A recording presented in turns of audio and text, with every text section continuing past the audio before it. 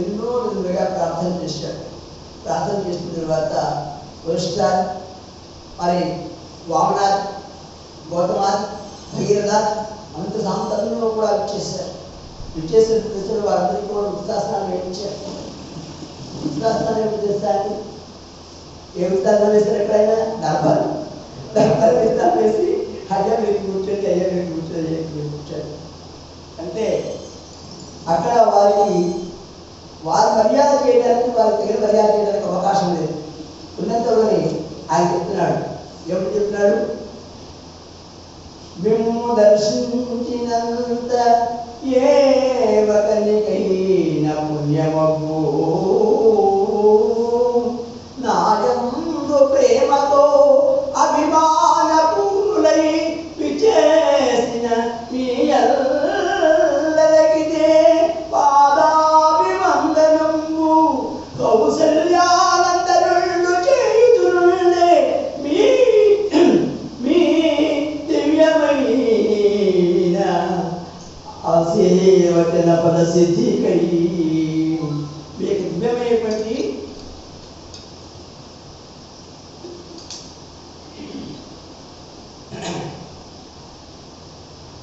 మీ దివ్యమైనటువంటి ఆశీర్వచన ఫలప్రాప్తి కోసమై ఇక్కడ రామచంద్రుడు ఆకాంక్షిస్తూ ఉన్నాడు. మీ యొక్క దివ్యమైనటువంటి అనుగ్రహం కోరి మీ యొక్క పాదములను ఇదిగో ఇలా వాడుతున్నాడు. కావున మీ యొక్క విధేయుడు, మీ యొక్క శిష్యుడు, మీ యొక్క భృత్యువు అంటే ఎంత స్థాయికి ఆయన ఎంత స్థాయిలో పెట్టుకుని ఎంత స్థాయిలో పెట్టుకున్నాడు మీ భృత్యుని అంటాడు. మహాత్ముడు దర్శనమాత్రం చేతనే ఏమవుతుంది? పుణ్యం అవుతుంది అని చెప్పి మహాత్ముని అలా అవుతుంది యొక్క శాస్త్రాలు చెప్తూ ఉన్నాయి. ఏమిటి చెప్తున్నాయి? సాధూనాం దర్శనం పుణ్యం భాషణం కోటి తీర్థం స్వర్శనం పాపనాశనం సంభాషణం కోటి తీర్థం. ఇక్కడ వారు ఈ ధర్మాలన్నీ కూడా చక్కగా తెలియజేస్తూ సాధు మహాత్ములు దర్శిస్తాడు. మాకు అంత కోటి ఫలములు మాకు ప్రాప్తిస్తాయని శుభంగాను, అంతేకాదు సమస్త తీర్థాలను సేవించినటువంటి ఆ మహాత్ముని మాకు ప్రాప్తిస్తుంది. మీ పాదర్శనం చేత, మీ స్పర్శనం చేత, మీ సంభాషణ చేత, మీ యొక్క దర్శనం చేత మాకందరి భాగ్యం కలుగుతుందని శాస్త్రం చెప్పింది కదా. అలాంటిది మీరందరూ కూడా దర్శించే మీ అవకాశాన్ని నాకు కల్పించినందుకు, ఈ యొక్క అవకాశాన్ని మీరు నాకు కల్పించినందుకు మీ రుచిగా మీకు కైవ నమస్కారం చేస్తున్నాను అన్నారు. ఎంతటి వినయం! ఈనాడులో కూడా కించిత్ మాట కూడా ఆ రామభక్తుడు ఎవరిని తోనాలని మాట్లాడాడు. చాలా సౌమ్యంగా మాట్లాడతాడు. ఏ విషయంలో కూడా ఆచి తూచి మాట్లాడతాడు. ఏ విధంగా కూడా ప్రమాదం లేకుండా శస్త్ర ప్రమాణాలకు ఆయన నడకే సాగదు. అలాంటి ఆ పరిస్థితుల్లో ఆ యొక్క వశిష్ఠాది మహామునులు కూడా సంతోషపడ్డారు. సంతోషపడి తర్వాత కూర్చున్న తర్వాత ఇప్పుడు అడిగాడు. ఏమని అడిగాడు రామభద్రుడు? క్షేమమే కదా, క్షేమమే కదా మా తండ్రి ఆ దశరథుడు ఆ తల్లి ప్రజల క్షేమమే కదా. ఏది కారణంబున మీ అందరి చోటి చేసించిలో ప్రయమున తెలియంగజేసిన మీ ఎల్లరి కృష్ణాజ్ఞతాంజలి ఘటించిదన్. మా నాన్నగారు ఆయన దశరథ మహారాజు గారు క్షమించి ఉన్నారు కదా, వారి పరిమాణం అంతా బాగుంది కదా, అయోధ్య ప్రజలందరూ కూడా క్షేమంలో ఉన్నారు కదా, అందుకు ఏమాత్రమే కూడా సత్యం లేదు కదా. మీరందరూ ఏమి కోరి నా దర్శనార్థమై మీరు ఇంత దూరం ప్రయాణం చేస్తున్న మీ అందరికీ కూడా దాసాలు కట్టిస్తూ ఉన్నాను. కాబట్టి విషయం చెప్పమన్నారు.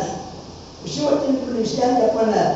చెప్పమంటే అప్పుడు ఆ రామభక్తుడికి ఎలా చెప్పాలని విషయం ఎలా చెప్పాలి? ఈ విషయం చెప్తే రాముడు తట్టుకోగలుగుతాడా? అప్పుడు ఆయన మెల్లగా అన్నారు, అయ్యా మేము రావడానికి ఎక్కువ కారణం కలవు, కానీ ఆ కారణంలో విశేషించి ఒకటో రెండు అది ముఖ్యమై ఉండవచ్చును. కావున అట్టి ధర్మపాలనమైనటువంటి నీకు మేము ఏర్పడి చెప్పబోయేటువంటి ధర్మలలో కొంచెం మీ మనసుకు గాయపడి ఉండవచ్చు. అలాంటి విషయాన్ని కూడా తెలుసుకున్న అవసరం ఉంది అని వశిష్ఠువారి ఉపద్ఘాతం సాధించారు. ఆ తద్వారా గ్రామకాలని చెప్పడం అని బ్రాహ్మణుడికి ఆయన వశిష్ఠ మహర్షి వారు అలా తప్పును వారికి వారింటారు. సర్వధర్మముల నెరిగిన ధర్మపరాయణుండవు, సర్వశాస్త్రముల నల్లివేసిన మహామేధా సంపన్నుడవు, జ్ఞానమూర్తి వేదమూర్తి సర్వకాల సర్వావస్థను ఆయా జీవులయందు వెనుగాడు జ్యోతిర్మయ స్వరూపమే నీవటంచు అందరూ పరబ్రహ్మముని గొడవనేర్తులు కావున మహానుభావ మీ యొక్క యథార్థి ధర్మము ముఖాముఖి తెలుపగా సాధ్యమే. ముఖాముఖంగా ఉన్నటువంటి ధర్మాన్ని కీర్తనం చేయడానికి నాకు ధరించాడు లేదని చెప్పేసి ఆ భగీరథుడు తెలిచాడు. ఆయన అందరూ తప్పుకుంటారు, ఒక్కడు తప్పుకుంటున్నారు. భగీరథుడు ముందుకు వచ్చారు. అప్పుడు అన్నాడు, ఆర్యపుత్ర ఏమని శోషించగలదు? ఆర్యపుత్ర నీకు ఏమని చెప్పేసి నా యొక్క అంతరంగంలో ఉన్న విషయాలను నీకు వ్యక్తం చేయడానికి అయితే నేను చాలా ఇబ్బంది పడుతున్నాను. అంటే అది నా నుండి బయటికి రావడానికి చాలా కష్టపడతాయి ఆ యొక్క మాటలు. ఏమిటి మహాత్మా, ఎవరు చూసినా కూడా ఏదో విషయాన్ని దాటి ఏదేవో విషయాలు చెప్తున్నారు. ఏమిటి మీకు మీ ముఖాన్ని కూడా అలా వివరణ అయిపోయింది, కాంతిహీనమవుతున్నామేమి, మీ యొక్క భగవత్తులందరూ కూడా ఎప్పుడు మేము ఇలా దర్శించలేదే, ఏమైంది కారణం అని చెప్పేసి ఆయన అలా అడిగారు. ఆకృతి అడిగితే ఇక తర్వాత ఉన్నటువంటి ఆ జాలాన్ని ఆ యొక్క జాలపక్షి అన్నాడు, అయ్యా నేను మీ ఇంట పురోహితులను, మీ క్షేమను అడగవాడను, ఎలవలలో కూడా మీకు సుఖములని ఆస్వాదన చేయగా ఏర్పడినటువంటి ఆ ప్రవాహానికి ఇప్పుడు న్యాయం చేయాలనుకుంటున్నాను. ఏమిటి అంటే ఏమిటి చెప్పండి, ఏమైంది అంటే అప్పుడున్నారు, ఇక్కడ ఆకాశంలో నక్షత్రాలు ఉన్నాయి కదా అని చెప్తుంది. ఆకాశంలో నక్షత్రాలు ఉన్నాయి కదా, అప్పుడప్పుడు కూడా కొన్ని తోకచుకోవడం నేల రావడం మీరు చూసుంటారు కదా. అయ్యో ఈ ఉత్పాదం దేనికి హేతువు అని చెప్పేసి అందరిలో కూడా విచారిస్తూ ఉంటారు కదా. అలాంటి దానికి సంబంధించిన విషయాన్ని మీకు చర్చించడానికి వచ్చాము. ఎంత చెప్పండి, ఆకాశంలో నక్షత్రాలు ఉన్నాయి, దానిలో తోకచుక్కలు ఉంటాయి, అవి అప్పుడప్పుడు రాలుతూ ఉంటాయి, నేరాలుతూ ఉంటాయి. ఆ నేరాలు ఉన్నప్పుడు దశలో ఎవరికో ఏదో ఉత్పాదం జరుగుతుంది అని చెప్పేసి మనకు ఒక సంకేతం వస్తుంది. ఆ సంకేతాల గురించి మీతో మాట్లాడాలని వచ్చాము. దానికి మీకు అన్ని తెలిసిన విషయమే కదా, నేను చెప్పాల్సిన అవసరం ఉందన్నాడు. ఏదో గొప్పదే రాష్ట్రం మీరు దాస్తున్నారు అనుకున్నాడు అమ్మడు. అనుకుని తమ్ముడే లేవెత్తి భర్తలు అంటాడు ఉద్దేశించి, భరతశత్రులున్నారా, అందరిలో కూడా అన్ని రకాలుగా తిరిగిగా మాట్లాడుతున్నారని భావిస్తూ ఉన్నారు. ఎంతో గొప్పదైనటువంటి తిరిగి ప్రదర్శిస్తూ ఉన్నారు. వారి వారి యొక్క భాషను చెప్పి అంతరాత్మ నాకు గోచరం కాకుండా ఉన్నారు. కాబట్టి మీరేమో చెప్పండి, తండ్రి గారు క్షేమమేనా అంటే అంటే ఒక్కసారిగా ఆ భర్త అన్నగా అలా ఆనందం చేసుకొని, అన్నా ఏమని చెప్పుదు నింద మాట ఖేదమై మనోవ్యకులమై ఏకడు ఇరుంది మూలవాతయు నీ వచ్చినది మొదలు వనవాసివై తరగది మొదలు అనుక్షణము రామా రామా రామాయణు ఏకదాటి పిలిచి పిలిచి జనకులు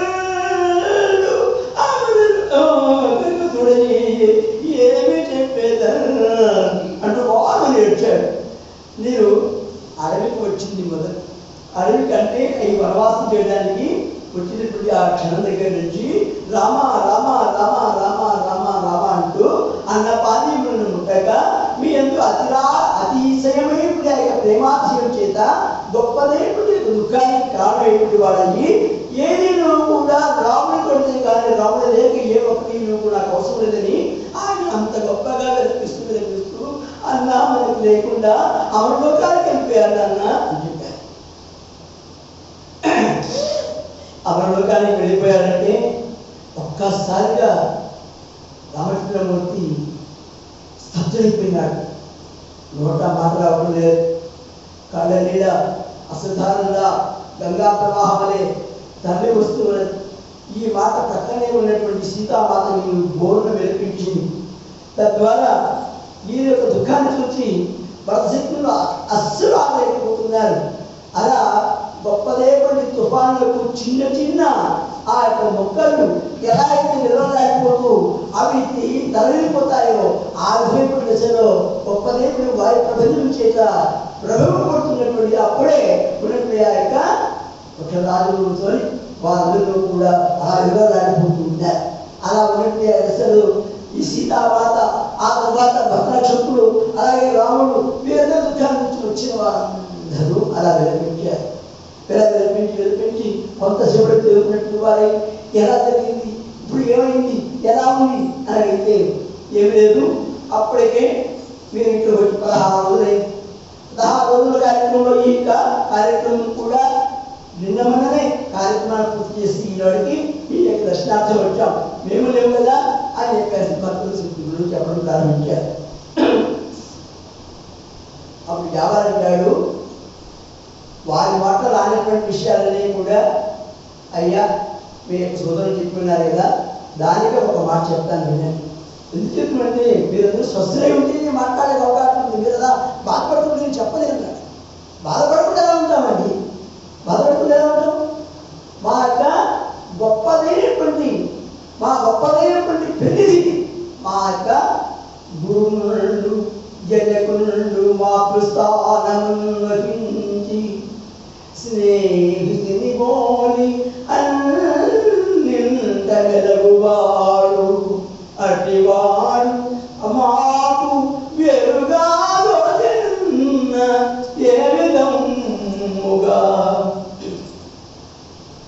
ఏ విధముగా ప్రేమికులకించకుందు మాయా. ఏ విధంగా మేము ఎదుర్కొంటూ ఉంటాము. అందరు మహానుభావుడు తల్లిగా ఉన్నాడు, తండ్రిగా ఉన్నాడు, గురువుగా ఉన్నాడు, స్నేహితుడిగా ఉన్నాడు, రక్షకుడిగా ఉన్నాడు, ప్రాణముడిగా ఉన్నాడు. వారందరి విషయంలో కూడా మాకు ఏ తగ్గడం లేకుండా మా దేవుడి గొప్పదైనటువంటి ఆ అభ్యాసులకు అనురాగాలకు పెట్టిలాగా ఆ విధంగా స్వామి మా యొక్క జన్మహారాజు మా యొక్క జన్ముడు మా యొక్క తండ్రిగా మా యొక్క దశరథ మహారాజా ఆ విధంగా ఉంటే మేము ఈనాడు అంత ఆశ్చర్యానికి అందరి అనురాగానికి అందరి ప్రేమకు దూరమైన తర్వాత మేము బాధపడి ఎలా ఉంటాం మహాత్మా అని బోధి వచ్చాడు రామచంద్రమూర్తి. అంతగా వెలపెట్టింది రాముడు ఈ జన్మలో ఎప్పుడూ లేదు.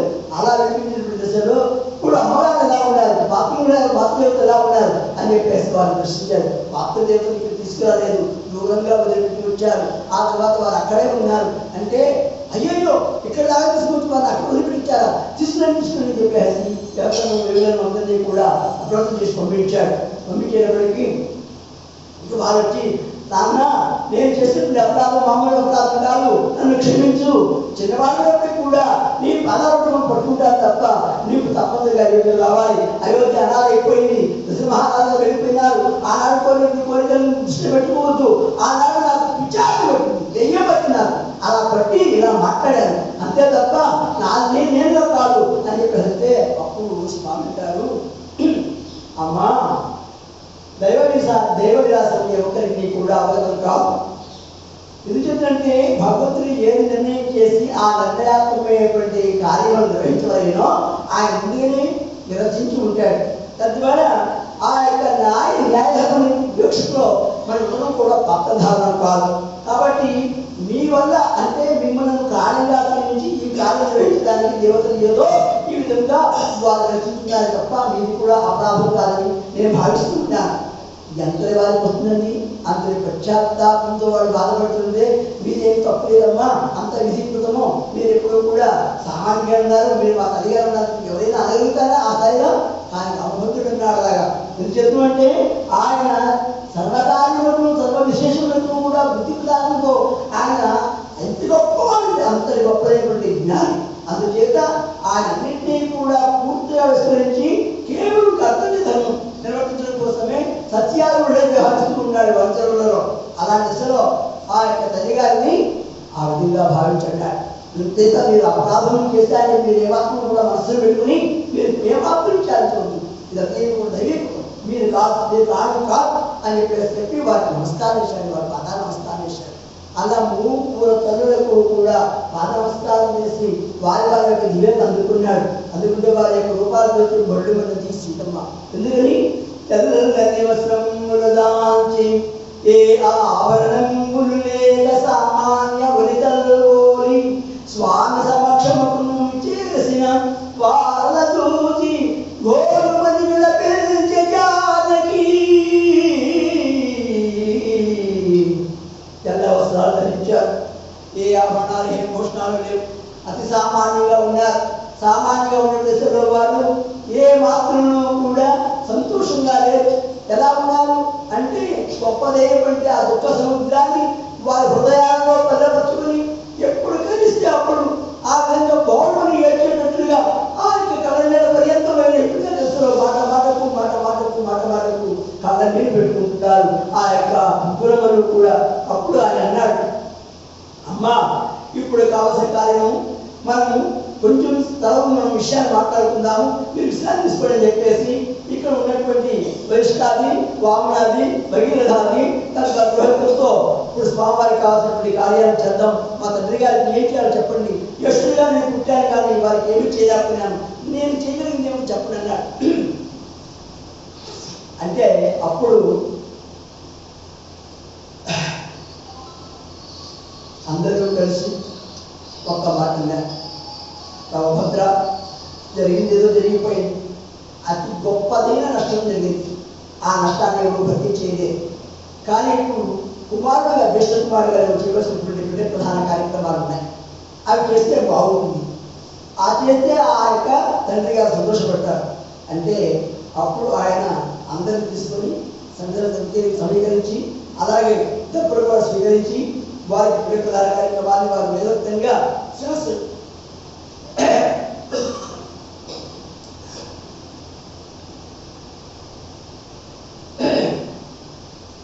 శాస్త్రజ్ఞం చేస్తుంటే ఆ విధంగా అప్పుడు కూడా కళ్ళ పట్టుకుని ఎట్టుకుంటుని ఆయన ప్రధానికి ఎక్కించాడంటే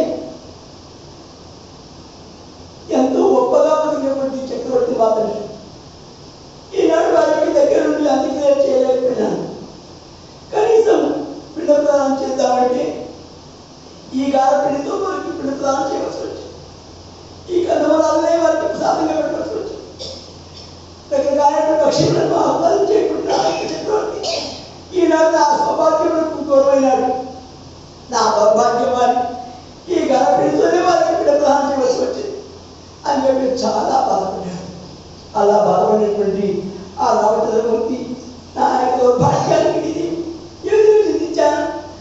ఆ యొక్క మహారాజు గారు ఆయన యొక్క జీవన విధానానికి నేను చేసేటువంటి కార్యానికి ఏమైనా సంబంధం ఉందా, బాధకి నన్ను ఇలా పీడితే అని చెప్పేసి వారలా బాధపడుతున్న దశలు అందరూ కూడా మళ్ళా శత్రువులు దశలు వారలా బాధపడుతున్నారు.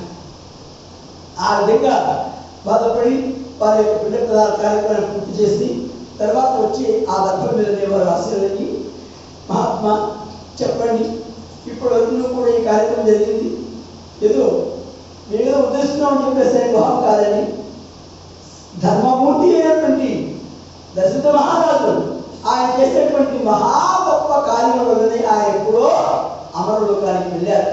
ఏదో నేను ఇక్కడ పిండ ప్రదానం చేస్తేనే వాళ్ళు వెళ్ళిపోతారు, వారికి ముక్తి కలుగుతుంది అని చెప్పి అనుకోవడం చాలా తప్పండి. ఎందుకంటే వారు 16 దినములు అంటే ఉపాధి వదిలిన తర్వాత 16 దినములు వారు వారి అనుకున్నటువంటి వారి చుట్టూ వారు పరిభ్రమిస్తూ ఉంటారు అదృశ్య రూపంగా. దాన్ని ఇది వేరే భాషలో ప్రేతాత్మ స్వరూపం అంటారు. అయితే వారి స్వరూపమైనటువంటి ఆయన తత్వం ఎలా ఉంటుంది అంటే అమూల్యకృతమైనటువంటి ఆ యొక్క యాత్నాశ్రీలను స్వీకరించి ఆ యొక్క సామాన్య యొక్క తిరుగుతున్నప్పటికీ కూడా ఇక్కడ ఆత్మస్వరూపం మాత్రమే ప్రవేశిస్తుందని చెప్పలేదు. ఎందుకు అంటే ఇక్కడ మనం ఇచ్చేటువంటి ఆ యొక్క ప్రజాప్రదానంలో వారి యొక్క రుణం తీర్చుకోవడానికి పూర్తవుతుంది. అందుచేత మా యొక్క రుణాన్ని తీర్చుకోవడానికి మేము ధన్యులు ఉండడానికి మా వంశానికి ఏ విధమైనటువంటి దోషము కూడా కలగకుండా ఉండగల కోసమే మేము ఈ యొక్క పిండ ప్రధాన కార్యక్రమం చేస్తున్నాం తప్ప ఈ పిండ ప్రధానం చేతనే వాళ్ళకు ఊర్ధభంగా లేకపోతారు, లేకపోతే వాళ్ళకు స్వర్గం చేస్తుంది, లేకపోతే వాళ్ళ గోపకాలు కలిగిస్తాయి, లేకపోతే వారికి ఏదో మేము కావాల్సిన గొప్ప కార్యక్రమం చేస్తామని చెప్పి ఊహించడానికి లేదు. ఎందుకంటే వారి పుణ్య క్రమ అనుసరణయే వారికి గొప్పదైనటువంటి స్థానాన్ని తెచ్చి పెడుతుంది. కానీ ఈ పిండ ప్రధానమే కాదు. ఈ పిండ ప్రధానం చేయడం వల్ల మనం సుఖపడతాం, మన వంశాలు సుఖపడతాయి, మన గోత్రం సుఖపడుతుంది. అనుసుకుని మన యొక్క గోత్రం ఇంటిలో కూడా గొప్పగా ఇంకా ఏమవుతుంది చెప్పండి అభివృద్ధి చెందుతుంది. అంటే ఈనాడుతో మన గోత్రం ఆగిపోకుండా ఆ గోత్రంతో ఈ వంశం ఆగిపోకుండా నిర్వంశం కాకుండా నిర్గోత్రం కాకుండా అది పితృదేవతైనటువంటి వారు మనకి అవకాశం కల్పిస్తారు. కాబట్టి ఆ విషయాన్ని మనం ఇప్పుడు ఈ పిండ ప్రధానంలో ఆ దోషరహితమైనటువంటి కార్యాన్ని మనం చేసేది తప్ప కాదు అని చెప్పారు. చెప్పిన తర్వాత తమ భద్ర కొంచెం ప్రసాదాలు తీసుకున్న తర్వాత ఒక్క 4 విషయాలు మీతో చర్చించాల్సి ఉంటుంది అని. అలాగే మహాత్మా మీరందరూ కూడా ఏదో నాకు తోచినటువంటి ఆహార పదార్థాలను మీకు అందజేస్తున్నాను. మీ యొక్క ఏది మనసుకు తగినట్టుగా మీకు నిధులు చేయలేకపోతున్నాను, నన్ను అన్నిదాభావం చెబుతున్నాను, కాపాడవలసింది. ఎందుకంటే ఇలాంటిది అన్నార్థులైన వారికి వారి వారికి ఇష్టానుసరించి భౌత్యం ఉంటున్నది గృహస్థుల యొక్క ధర్మము. కానీ నాకు ఆ యొక్క అవకాశం ఇక్కడ లేనందువల్ల మిమ్మల్ని పదే పదే వేడుకుంటూ ఉన్నాను. ఇదిగో ఈ యొక్క పనులను మాత్రం స్వీకరించండి. ఈ కన్నుమరాలు ఏర్పాటు చేసినటువంటి ఆ పదార్థాలు మీరు స్వీకరించండి. ఇదిగోండి ఈ ప్రధానం మీరు స్వీకరించి తృప్తిపడి చెప్పి వారందరికీ కూడా నమస్కారం చేశారు. అలా నమస్కారం చేసిన దశలో వారందరూ కూడా భిక్ష తీసుకున్నారు. తీసుకున్న తర్వాత ఇప్పుడు ప్రశాంతంగా కూర్చున్నారు. ఇంకా ప్రశాంతంగా కూర్చున్న దశలో ఇప్పుడు చెప్పండి తదుపరి కార్యక్రమం ఏమిటి అన్నారు. అంటే వారు ఏమీ లేదు, మీరు అయోధ్య వచ్చి పట్టాభిషిక్తులయ్యి మమ్మల్ని ప్రశాంతంగా పరిపాలించాలి, అదే మా కోరిక అని. ఎవరు మాట్లాడుతున్నారు? మీరెవరో మీకు ఉనికి తెలుస్తుందా? మీకెవరు మీ యొక్క ఉనికి మీకు తెలుస్తుందా? ఏం మాట్లాడుతున్నారు అంటే, అవును ఇచ్చిన వాళ్ళే ముందుకు వచ్చి అయ్యా తప్పు నేను అనలేదు, నాకు పట్టినటువంటి ఆ యొక్క విచారణతో దేని మీద అవేళ మాట్లాడించింది, నాకు తప్పైపోయింది, కాబట్టి మీరు వచ్చేసి ఆ యొక్క రాజ్యాన్ని మీరే పరిపాలించి చెప్తుంది కదా. చెప్పినప్పుడు మీరు రావడానికి ఏముంది, రావచ్చు కదా. వచ్చి ఆ యొక్క అనాథ మిగిలిపోయినప్పుడు ఆ యొక్క అయోధ్య రాజ్యాన్ని పరిపాలించవచ్చు కదా అని చెప్పి ఒక్కొక్కరు మాట్లాడుతున్నారు.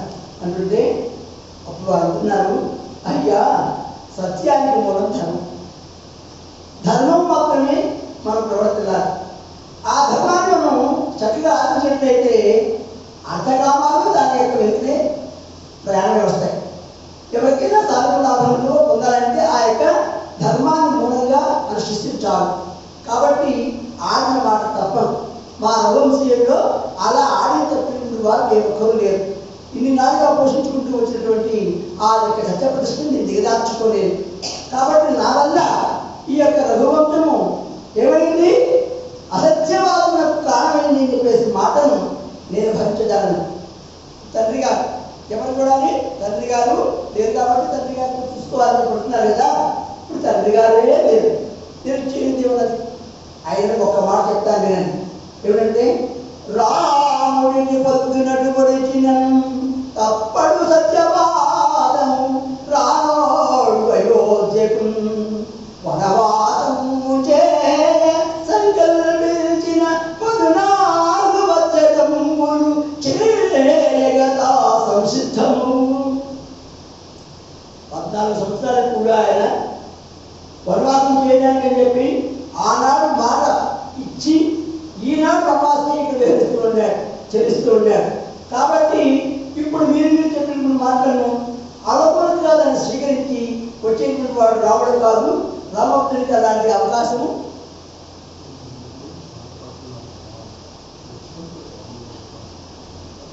తెల్లవారి నుంచి స్వామివారికి లేవట్లేదండి. విరోచనాలు అవి వాటర్ చేంజ్ అయిపోయి ఇబ్బంది పడుతున్నారు.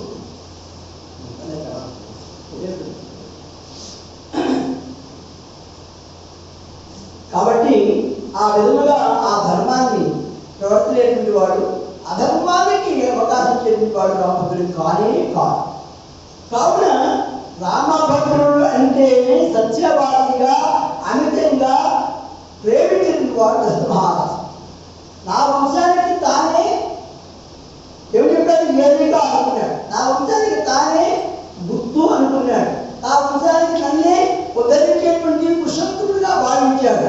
కాబట్టి నా తల్లి యొక్క మాటలు ఇప్పుడు ఏనాడు కూడా నేను దాటలేను అన్నాడు. అలా దాటలేను అనుకున్నప్పుడు ఆ దశలో ఇంకా ఏం చెప్తారండి? ఈ వ్యాపారం పెడతాను నాస్తికవాదాన్ని ముందుకు తీసుకొచ్చాడు. నాస్తికవాదం ఏమిటి?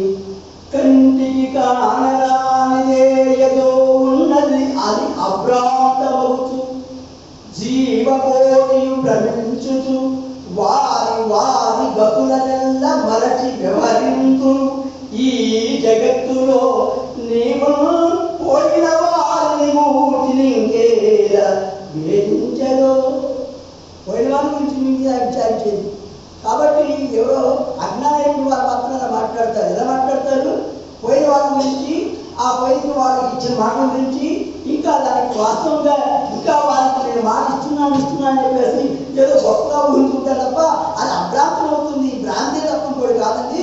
కాబట్టి ఈ ధర్మమే కాదు. కాబట్టి మీరు మాట్లాడేది ధర్మం కాదు, మీరు రావచ్చు అన్నాడు. ఇంకొకరికి చెప్పాడండి. ఇంకొకరికి ఏం చెప్పాడండి అంటే, అయ్యా గుడ్రాలు పెట్టుంటుందా? కుందరి కొమ్ము ఉంటుందా? మరి ఉంటుంది అని చెప్పి శాస్త్రం చెప్తారండి. అది ఏముంటుంది అంటే అది ఎప్పటికీ కూడా సంభవం కాదు. కాబట్టి సంభవిస్తే ఎలాగా అనే విషయాన్ని వ్యక్తం చేయడం కోసం కుందేలు కొమ్ములాగా ఏమిటి ఎడారిలో ఏమిటది ఎడారిలో ప్రవహించబడేటువంటి ఆ యొక్క ఎండమావులాగా అని అలా మాటలు ఆచ్ఛాదితం చేసినంత మాత్రం చేత ఎండమావులో నీళ్ళుంటాయని ఎవరు అనుకుంటారా? ఎండమావులు అంటే కదా పోయిన వారికి వాసన చేసింది. అందుచేత వాటితో మన సంబంధం మీరు రావాల్సిందే అన్నాడు. ఇంకొకటి ఏమన్నాడు? మీరు ధర్మజ్ఞులు స్థితజ్ఞులని అందరూ అనుకుంటున్నారు. కానీ మీరు నేను ఇప్పుడు చెప్పే విషయాన్ని మీరు ప్రతి ఒక్కరిని కూడా పరిగణిస్తూ ఉంటే మీకు అతని స్థిరమైనటువంటి జ్ఞానం లేదు అని చెప్పి నేను అనుకుంటున్నాను అన్నట్టు వ్యాపారం. భోగించవయ్యాలంటే కాదు కాదు నేను యోగిస్తానంటే ఏమయ్యా నిజంగా వచ్చి మమ్మల్ని పరిపాలన చేయవయ్యా అనుకుంటే సామర్థ్యం ఉందనుకుని చెప్పేసి నేను అంత గొప్పవాడని చెప్పి నీకు నువ్వు ఊహించుకుంటున్నావా?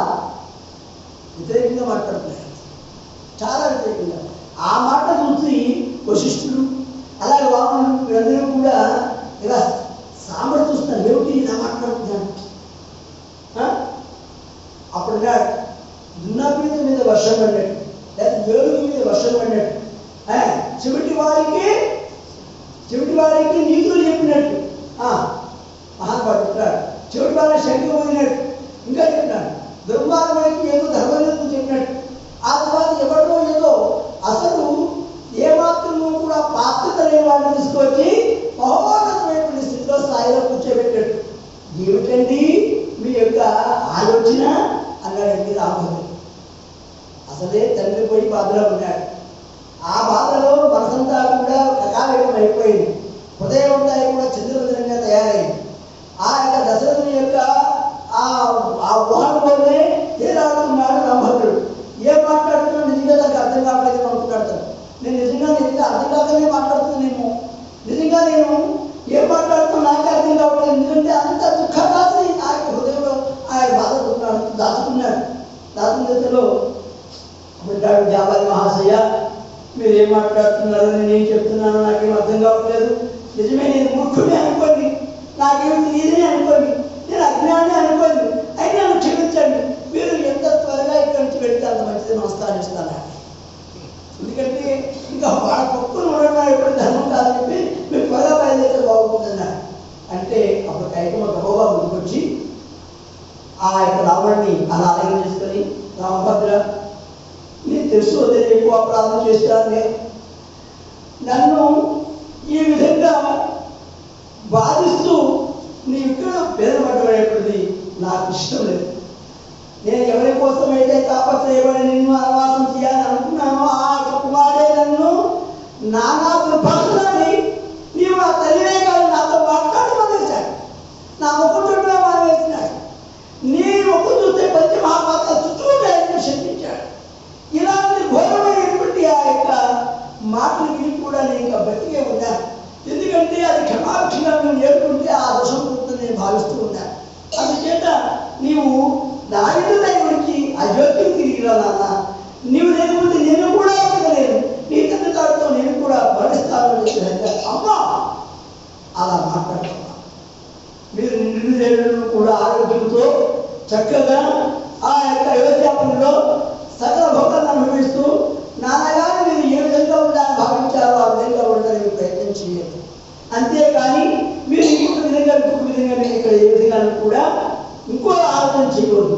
కానీ నేను రాలేనమ్మా, నన్ను దయచేసి అనుగ్రహించండి అని చెప్పేసి అన్నాడు.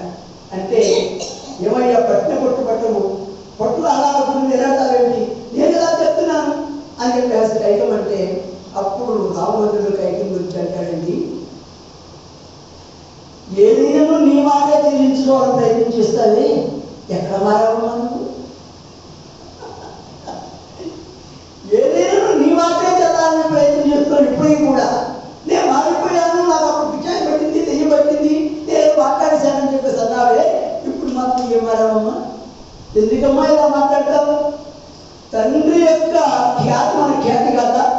తండ్రి గారికి ఇచ్చినటువంటి వాక్యము నేను నెరవేర్చుకోవడానికి అక్కడ ఏక స్థాయిలో తండ్రి గారు ఎవరి ప్రమాణం చేశారు, నేను ఎవరి ప్రమాణం చేశాను, మీకు ఆ మాత్రం కూడా అవగాహన కావడం లేదా? అంటే నన్ను మాయ అనుకుంటున్నారా? అమ్మా వద్దు, మాటలు వద్దు. మాటలు పిచ్చిలిన మనసు నాశనం అయిపోతాయి. తద్వారా అందులో ఆప్యాయతలు ఏమవుతాయి? పూర్తిగా ఎండిపోతాయమ్మా. అందుచేత అలా శత్రువైనటువంటి ఆ యొక్క దశలో మీరు ఏదైనా ప్రయత్నం చేయవద్దని మీ అందరికీ కూడా మనపూర్వకంగా అవసరాలు ఇస్తున్నాను చెప్పేసి రామభద్రుడు అన్నాడు. అలా అంటే ఆయన అన్నాడు, గురువులు ఆర్యులు సదాచార సంపన్నులు వివేక సంపన్నులు అనేటువంటి మీ అందరినీ కూడా నేను ఎంతో గొప్పగా ఊహించుకుంటున్నాను. ఇప్పటివరకు కూడా మహాత్ములారా, నా మనసు చెడగొట్టే విధంగా మాత్రం నేను ప్రయత్నం చేయవద్దు. నా మనసులో ఏ రాగద్వేషాలు ఎవరెందులో లేవు. ఏ విధమైనటువంటి దశలో కూడా నేను పూర్ణమైనటువంటి మీ విధేయులను ఉన్నాను తప్ప నేను ఇంకో విధంగా నన్ను ఏమైనా కూడా మాట్లాడలేదు, తోడరాలి ఆ పాపాన్ని నేను అండగట్టుకోలేదు. అందుచేత దయచేసి మీరు ఇక్కడి నుంచి అయోధ్యకు వ్యక్తి నేను చాలా సంతోషపడతానని చెప్పి సరళంగా ప్రార్థించారు. ప్రార్థిస్తే అప్పుడు సుమిత్రం అంటుంది, రామభద్ర ఇదే తుదినేమా, ఇంకొక పర్యాయం ఆలోచించకూడదా? సౌమిత్రి నా వెంట వస్తూ ఉన్నప్పుడు ఒక్క మాటైనా సౌమిత్రి ఇచ్చినది దశరథుడికే కానీ నీకు కాదు కదయ్యా ఆ వనవాస దీక్ష, నీవు ఎందుకు పెడుతున్నావని లక్ష్మణుని అడిగావాడు, నా తమ్ముడు అడిగావా? నీవు అలా అంటే ఇవాళ యొక్క గొప్పదేవుడి యొక్క వనవాసంలో ఇన్ని అగచాటు పడేవాడు కాదు కదా లక్ష్మణుడు.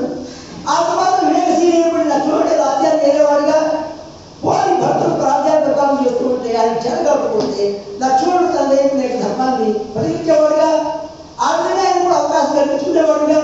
ఎందుకు ఈ విధంగా చేస్తున్నావు అని చెప్పేసి ఆశిస్తుందంటే ఆయన అది కాదు, నా ధర్మాన్ని నేను ప్రకటిస్తున్నాను, నీ ఇష్టానుసారంగా నీ ఇష్టాన్ని బట్టి వ్యవహరించబడి అని చెప్పేసి ఆ యొక్క విచిత్రమ కూడా ఆ రామభద్రుని ఎలా దగ్గర తీసుకొని ఆయన సుఖాన్ని అలా చూపించి వదిలేసింది. కౌశల్యమ్మ చూస్తూ స్వామిని చూస్తూ, రామభద్ర ఏదైనా నీవు పురుషోత్తముడి, నీకు మేమే ధర్మాలు చెప్పేవాళ్ళం కాదు. ఏ యొక్క విషయాన్ని కూడా ప్రసాదించి నీ దగ్గర మేము గెలవలేము. కావున నీ యొక్క మనసుకు ఏది వస్తే అది చేయలేనా, నీ యొక్క మనసు ఏమి చెప్తే దాన్నే వర్తించుకున్నాయన, దాన్నే అనుసరించి వర్తించము. కావున నీ యొక్క దయాపాత్రను ఎప్పుడూ కూడా అయోధ్య ఉండేటట్టుగా వారందరి అయోధ్యావాసులకు నీ యొక్క ఆశీస్సులు ప్రసరించుడి అని చెప్పేసి ఆ విధంగా కౌశల్యమ్మ చక్కగా చెప్పింది. అలా చెప్పిన ప్రశ్నలో అంటారు, భరతుడు అంటాడు, అన్నా నీతో నా బ్రతుకు నీ కోసమై ఏదేది త్యాగమనర్తు నీవు లేకపోనన్న అయోధ్యకు రమ్మని పురవాసుల పిలిచిన లక్ష్మణునికిచ్చిన భాగ్యం నాకు దయచేసిన ఎడల సంతోషించేదను హృదయం అమరముగా జీవించేదను. అవరణై సుఖశోక భాగ్యాలను అనుభవించేటువంటి వాడు ఎంత సంతోషాన్ని అనుభవిస్తారో అంత సంతోషాన్ని అనుభవిస్తాను.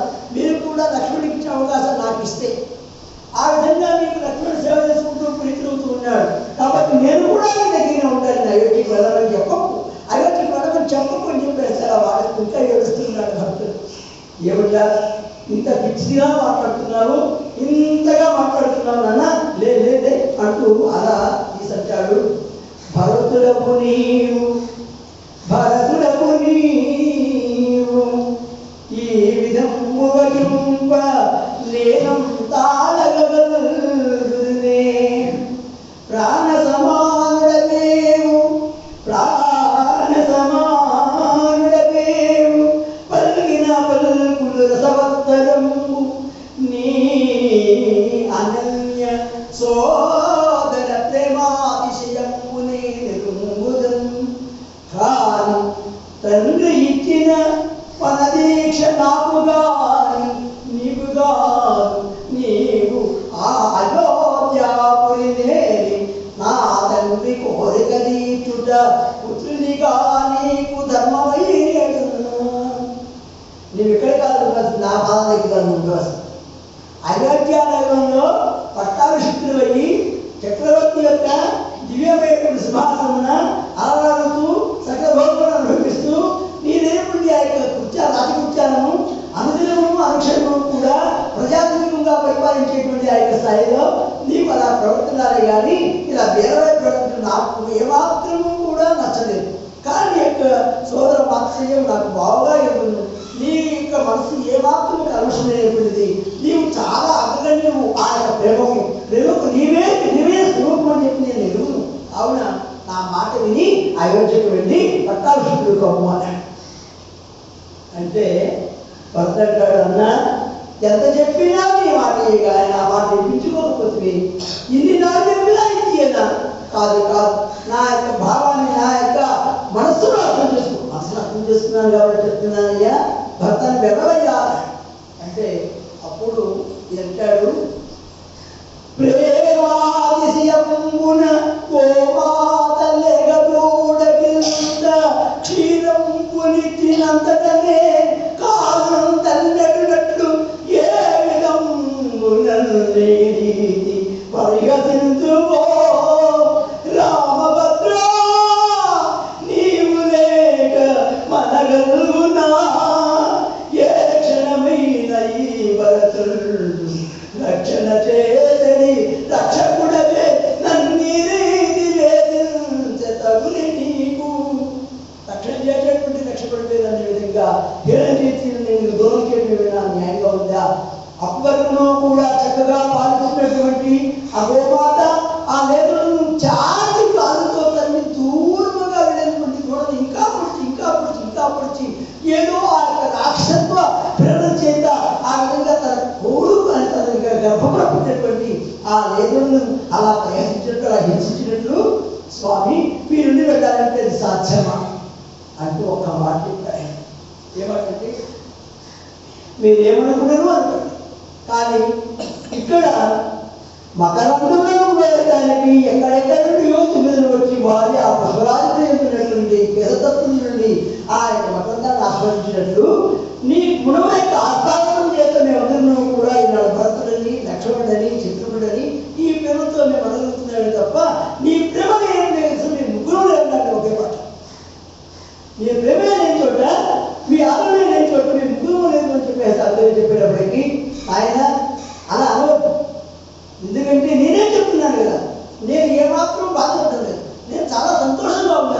ఎందుకంటే పితృవాక్య ప్రతిపాదనము చేసేటువంటి అదృష్ట వాక్యాన్ని నేను దగ్గర చేశారు సంతోషం. ఎందుకంటే జ్యేష్ఠుడిని పుట్టి శ్రేష్ఠుడు అనుకునేటువంటి కృష్ణ మహారాజుకి అంత్య కార్యక్రమం చేసిన మహనీయులు మీరు. ఇప్పుడు చూస్తున్నాడు మీరు మహనీయులు. ఎందుచేత అంటే నాకు అవకాశం లేకుండా చేశాడు ఆ యొక్క పితృదేవుడు అయినటువంటి దశరథ మహారాజు. అంచేత ప్రేమ మీ అందరే ఎక్కువ ఉన్నది, నాకన్నా మీ అందరే ఎక్కువ ఉన్నది. కాబట్టి వారి యొక్క వాంతులు నెరవేర్చడంలో ఏమాత్రం దోషం లేదు కదా అన్నాడు. వారి యొక్క వాంతులు నెరవేర్చడంలో ఏమాత్రం దోషం లేదు కదా అన్నాడు. అంటే అప్పుడున్నారు వాళ్ళు ఆమె అన్న అన్న ఏమంటున్నారు, అందరినీ సమానంగా ప్రేమించిన వాడు మా యొక్క తండ్రి గారు, మీరు అలా మాట్లాడుతూ తగునా నేను తగునా అని చెప్పి నాకు చెప్తున్నావు కదా నాన్న. ఇప్పుడు నేను బతుకు విషయం కూడా నీకు అర్థం కాలేదా అన్నాడు. ఈ వాదోపవాదాలు ఇలా సాగుతూ ఉన్నాయి. ఇలా సాగి ఎప్పటికీ తెగేలా కనబడుతుంది. కానీ పరిష్కాష్ గారు ఆయన సౌమిత్రి ఆయన భర్త శత్రువుని మీద అలా ఉండండి అని వారు వచ్చారు, ముందుకు వచ్చారు. ఇప్పుడు భర్త నీ యొక్క ఉద్దేశం ఇప్పుడు అన్నగారికి సూటిగా చెప్పుకోవాలి. ఇంకేం చెప్తాడు, ఇప్పుడు చెప్తున్నాడు కదా, ఇంకా చెప్పుకుంటున్నాడు. చెప్పినప్పుడు అంటాడు, నా ఉపాధినంచలంగు ప్రాణమేదేది ఉన్నదన్న అది రామన్నయే, రాముడు లేక భరతుడు లేడను దివ్యకాదిని పొందగాది వాంఛితము నిర్ధారంబునం చేయుచున్నటి అవ్వారణ వాక్యంబునన్నిడి దాసోహమతిని మృతునిగా కైబడి వారి పదచంతం చేరి సుఖించ వాక్యము. వారి పదచరణముల యొక్క చెంత ఉండి సుఖించేటువంటి భాగ్యము ఆ లక్ష్మణుడికి ఎలా కలిగిందో నాకు కూడా అది ఇవ్వండి. నాకు ఈ రాత్రి కానీ ఈ భోగములు కానీ ఈ యొక్క ఐశ్వర్యాలు కానీ ఈ సంపద కానీ ఈ ప్రజలు కానీ ఈ యొక్క ఆచరణ కానీ అసహ్యం అసహ్యం వేస్తున్నది. ఇప్పుడు సన్యాసం అయిపోతావా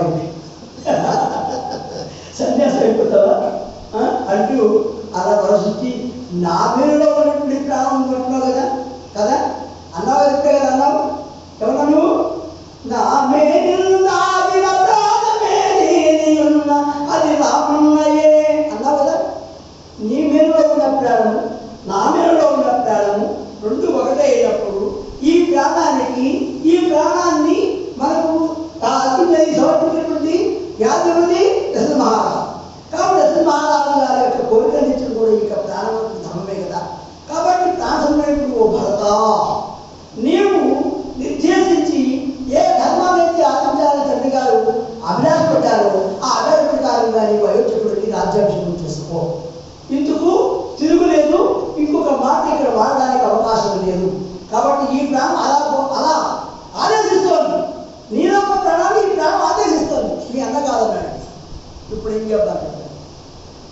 దానికి భాష చేత కాదు, ప్రాణానికి భాష చేత కాదు, దానికి మాటలు రావు, దానికి ఉపకరణాలైనటువంటి వాంగ్మయం చేతనే ఇప్పుడు నీకు చెప్తుంది. కాబట్టి ఆ విషయాన్ని చక్కగా ఆలోచించి నీ యొక్క నిర్ణయాన్ని మార్పులు ఇక్కడి నుంచి కూడా మీరు ఎంతో సంతోషంగా పెట్టాలని కోరుకుంటున్నాను అన్నాడు. ప్రతిసారి వెళ్ళు వెళ్ళు వెళ్ళు వెళ్ళు అని రామబుద్ధుని వెళ్తాడు. ఆ మాటలు వస్తుంటే ఒక్కొక్క వెళ్ళు అనేదానికి ఒక గాఢమైనటువంటి ఒక భాష వచ్చి లేదా గొప్పదైన శర్ఖాలు వచ్చి ఉండటం పుచ్చుకున్నట్టు అనిపిస్తుంది ఒక్కొక్కసారి. ఎందుకని వారు ఉన్నటువంటి స్థితి చూసి ఆ కోడల్ని దగ్గర తీసుకునే క్వశ్చన్ ఏమంటుంది, జనక రాజపుత్రిని నీవు అష్టైశ్వర్యములను విడనాడి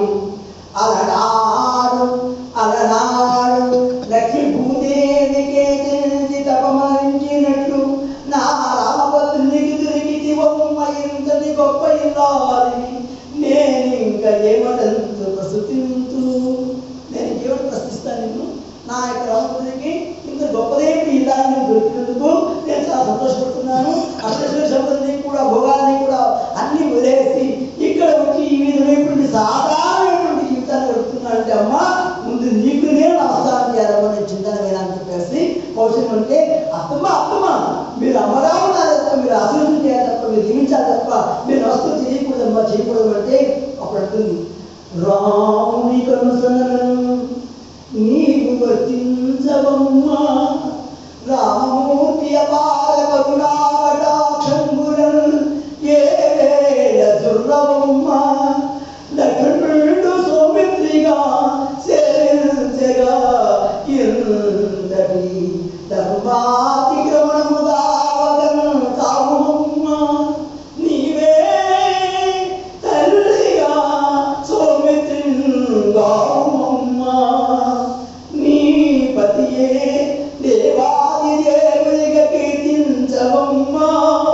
నీ అరుణయ వాక్యముల వారనెల్లను రంజింపచేయుమమ్మ ఉల్లము యుల్లము ఆనందమై ఉప్పొంగి పొంగగా సాధర్మచారినియున్న రామునికేమి కొరత కాని అటవిలో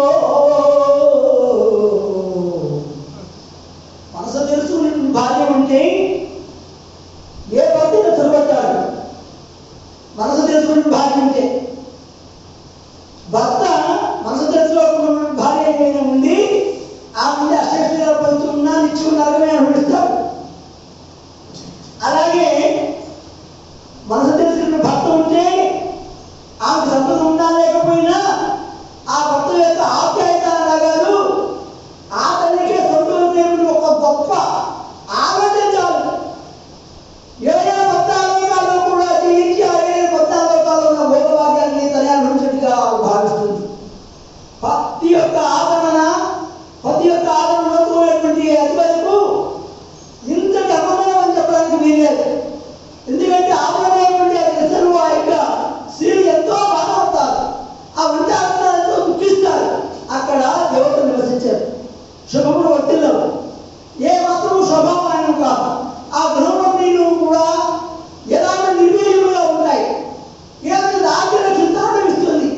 కాబట్టి ఇంతటి మహనీయుడు, ఇంతటి ధర్మచక్రవర్తి, ఇంతటి ధర్మమూర్తి, ఇంతటి పరాత్ముడు పురుషోత్తముడుగా భావించినటువంటి రామమూర్తి నీకు భర్తగా లభించినటువంటి నిజముగా నీ అదృష్టం తల్లి. కావున నీ యొక్క ఆదరణ చేత గొప్పగా ఇంటని స్థితిపదేవి రామమూర్తి ధన్యుడు. రామమూర్తికి నీ సాహచర్యం లేకపోతే ఈనాడు రామమూర్తి ఇంకొక రకంగా ఉండేవాడేమో. కానీ ఇక్కడ రామమూర్తికి నీవు అందిస్తున్న సేవలు కానీ, చూపిస్తున్న ప్రేమ కానీ, అభిమానం కానీ ఏ మాత్రం నువ్వు నేర్చుకుని తగ్గకుండా అంత గొప్పగా నీవు ఆ యొక్క రామమూర్తిని సేవిస్తున్నాడు మేము గమనించాము. ఈ సమయంలోనే ఎంత సమన్వయ పూర్తి, ఎంత సమస్యాత్మకాను ఈ విధమైన ధర్మంలో నిన్ను ఇచ్చినటువంటి శాంతిశివమని ఈ యొక్క భూలోకంలో ఉండదు ఉండదు ఉండదు వాటికి ఉండదు. మేము కూడా ప్రతి సేవ చేసాము. కానీ ఇలా కాదు. మా యొక్క వనరులు వేరు, మీ యొక్క వనరులు వేరు, మీ సౌకర్యాలు వేరు, మా సౌకర్యాలు వేరు. ఇలాంటి యొక్క పరిస్థితుల్లో ఇంత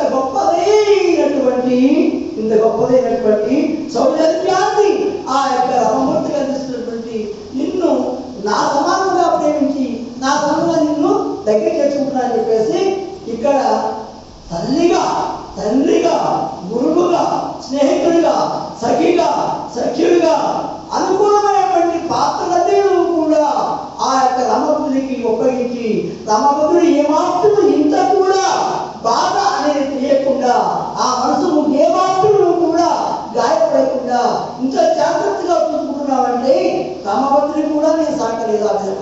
ఆ విధంగా నీవు చదువుకున్నావంటే నీవు నాకు సమానంగా ఉంటాను.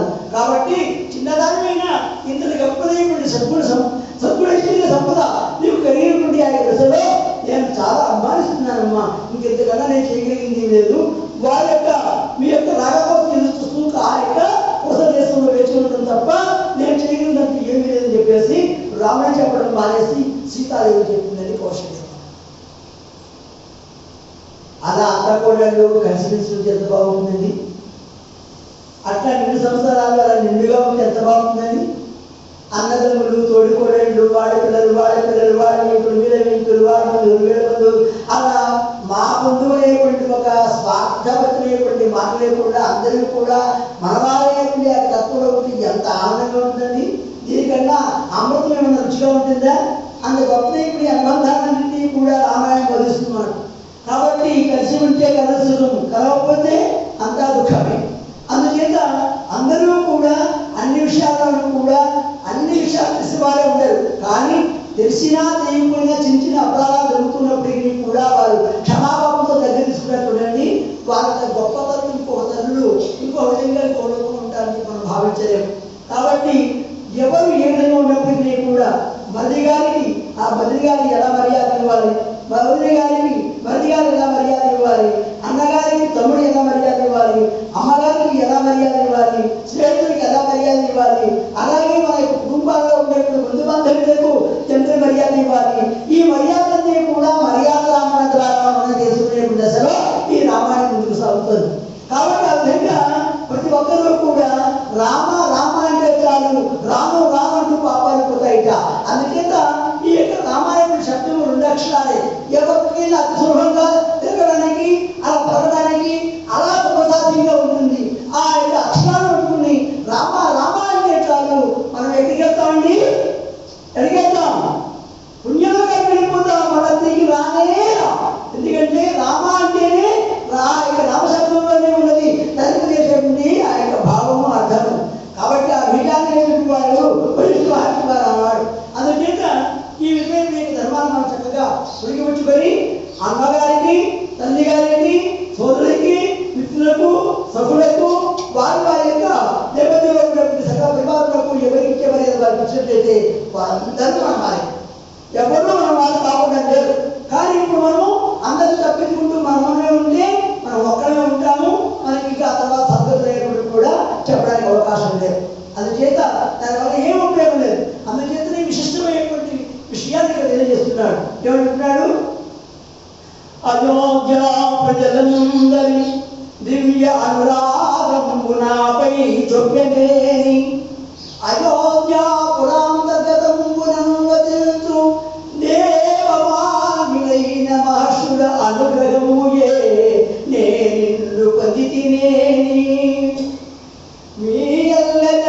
మీయల్లన ఆదరాభిమానములే నే మనం నిండుగా పొందితినేని ధర్మకార్యమునకు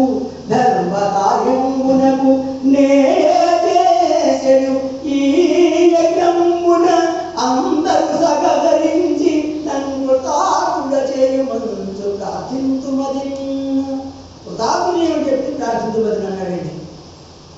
అయోధ్య ప్రజలందరూ నా మీద నిజభక్తితో నిజమైనటువంటి అనురాగపూరితమైనటువంటి ప్రేమాతత్వంతో నన్ను నిజముగా వసనీయుడిగా, దశరథాపుత్రుడిగా, రామునిగా నన్ను భావించి వారి దేశముగా వారు అనుగ్రహించలేని, అట్లనే ఆ యొక్క అంతఃపుర సౌధమునందున రాజకార్యులకు ఉన్నతమైన సలహాలు ఇచ్చి ఈ యొక్క రాజ్యాంగంలో నడిపించే మహామేధాత్మకమైనటువంటి మహర్షుల యొక్క నిజమైనటువంటి అనుగ్రహాన్ని పొందుకునేది.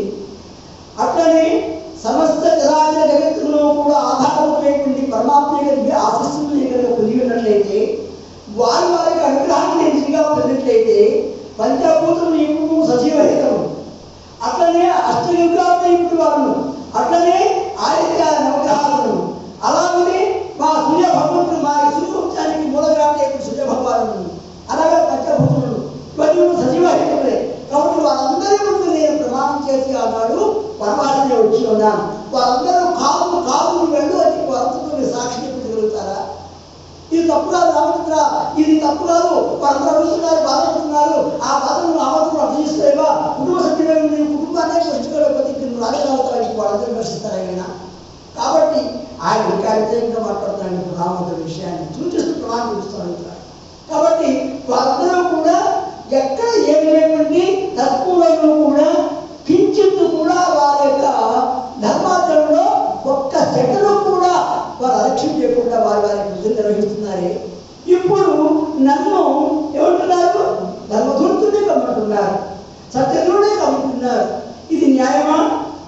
ఇది మీ అందరికీ న్యాయమా? ఇదే నా మీరు చూపించేటువంటి ప్రేమ? ఇదే నా తత్పాదాలను తొక్కివేయడం యొక్క రంగోత్సవం యొక్క ప్రతిష్ట?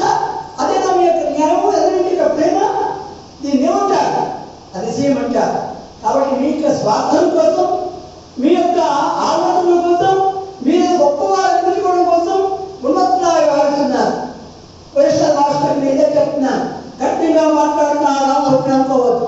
కఠినంగా గుండెలున్నట్టయితే ధర్మశిల చేరుకుంటూ మాకు మా తల్లి అయినటువంటి మానవ మాకు చెప్పారు. కాబట్టి వారి వాక్యాన్ని నేను గుర్తు చేసుకుంటున్నాను.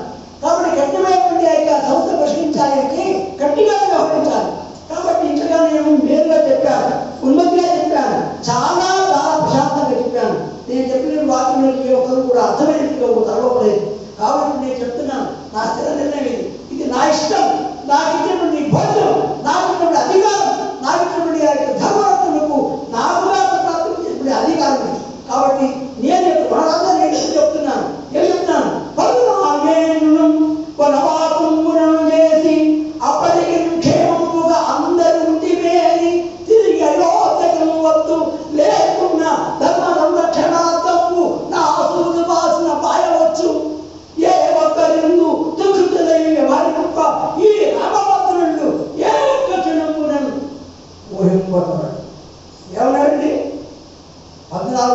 చాలు, నేను అన్న మాట ప్రకారంగా అందరి యొక్క సమక్షంలో నేను పుట్టుకుని యొక్క ధర్మాన్ని నేను పరిపాలించడానికి నాకు నేనే సామ్రాజ్ఞి, నాకు నేనే చక్రవర్తి. నన్ను నిరోధించేవాడు కూడా, నన్ను నిరోధించే అవసరం కూడా ఏ ఒక్కరికి లేదు. వారి స్వార్థాల కోసం, వారి యొక్క అభిప్రాయాలు తీర్చడం కోసం, వారి యొక్క నిర్వహణ కోసం, వారి యొక్క ఉనికిని కోసం నన్ను ఈనాడు వెతుక్కుంటూ ఇక్కడ దాకా వచ్చానని భావిస్తున్నాను. నన్ను దానికోసం ఇచ్చినట్టు నేను భావిస్తున్నాను. కాబట్టి నా యొక్క నీతి నియమం సత్య ధర్మాచరణలు ఏ మాత్రం కూడా నీకు అర్థం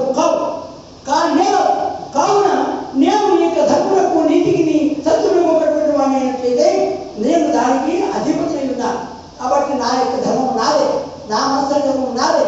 నాకు నా తండ్రి గారు నాకు ఇచ్చినటువంటి ఆ యొక్క 14 సంవత్సరాలు వనవాసాన్ని పూర్తి చేసి అప్పటికి క్షేమంగా మీరు మేము అందుకుంటే కలుసుకుందాం. లేదా ధర్మాత్మ కార్యక్రమం నా అసురు భాషవచ్చు, నా అసురు ప్రేమ కావచ్చు, నా రూపం కోల్పోయిన కోల్పోవచ్చు. కావున అంతవరకు కూడా దయచేసి ఏ భక్తులు కూడా ఈ విషయాల గురించి మాట్లాడితే రామభక్తుల మీద ఒట్టు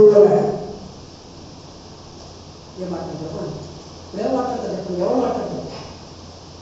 పోతే పోతాను ఉంటే ఉంటారు, నాకు అవసరం లేదంటాడు. మీ అందరూ మీకు గురుకులు కాపాడుకోవడం కోసం నాకు వచ్చారన్నాడు. చివరికి దేవుడు విమర్శ చేసినాడు. వాడు వచ్చిన వాడు మనసు గాయపడితే తప్ప పరిగెట్టి కథలు ప్రభుత్వం చెప్తే వాడు కథలు. కాబట్టి వాడిని ఆ యొక్క లక్షణాలు సత్యధర్మార్థం, ధర్మ లక్షణార్థం కొంచెం అవసరాన్ని బట్టి, ఆ కాలాన్ని బట్టి వేగవంతమైనటువంటి పదజాలము ఈ రొట్టుంది అలా పశుపోతే వారు సిద్ధం కాదు, వారు వారికి విధులకు మొదలు అని చెప్పి నాకు ఆనాడు నరసింహరాజు గారు చెప్పిన మాట గుర్తుకొచ్చి ఈనాడు గట్టిగా చెప్తున్నాను ఉన్నానండి. నా మాటకు నేనే సమ్రాట్, నా మాటకు నేనే చక్రవర్తిని, నా మాటకు నేనే అధిపతిని. ఎవరు నా యొక్క నియమాన్ని ఉల్లంఘించడానికి ప్రయత్నించడానికి నేను సాధించలే, ఏ ఒక్కరిని కూడా సహించలేను అన్నాడు. అంతకంటే ఇంక చేరుదేవులని భరత మరి తిరిగి వెళ్దామా అన్నారు. అంటే ఒక విష్ణువు అన్నారు, రామ పట్టాభిషేకార్థంబు చేజించితి పసిడి పాదుకలు వారిని ఒక పరి ఆ పాదుకలను సృజించిన దానికి మేలుగా నీ అభీష్టము తీర ఈ పాదుకలనే పట్టాభిషేకమనొచ్చి రాముడు వచ్చి వరకు వేచియుండు. ఈ ఉపాయం చూపిస్తాడు. ఓ భర్త దీనికి ఉపాయం ఉంది, దుఃఖిస్తే రామలేదు. ఎందుకంటే మనం ఏది మాట్లాడినప్పటికీ కూడా రాముని కొట్టు పెట్టుకుంటాడు. మనం మాట్లాడు ఇంకా అయిపోయింది, మన మాట్లాడే అవకాశం లేదు. అందుచేత ఇప్పుడు ఏంటంటే ఈ పాదుకులు స్వామివారు పట్టాభిషేక మహోత్సవానికి అని చెప్పి పసి పాదుకులు చేయించాం కదా, అంటే బంగారు పాదుకులు చేయించాం కదా, అవి నీకు తెలియకుండానే ఇలాంటి ఏదో జరుగుతుంది నేను తీసుకొచ్చా, అవి మన దగ్గరే ఉన్నాయి. కాబట్టి రాముడి యొక్క పాదాన్ని సృజించి ఆ పాదుకలను కనుక తీసుకువెళ్ళి నీకు ఇష్టమైతే రాజ్యం చేయి, లేదనుకుంటే రాముడికి ప్రతినిధిగా ఉంది నువ్వు రాజ్యం కొనసాగించు, ఆ భారత కొనసాగించు అంటే అప్పుడు ఈ పాదుకల్ని రాముడిగా భారత సేవించు అన్నాడు. ఎంత ఉపాయం చెప్పాడండి విష్ణుడు. అందుకనే వారు మహాత్ములైనారు.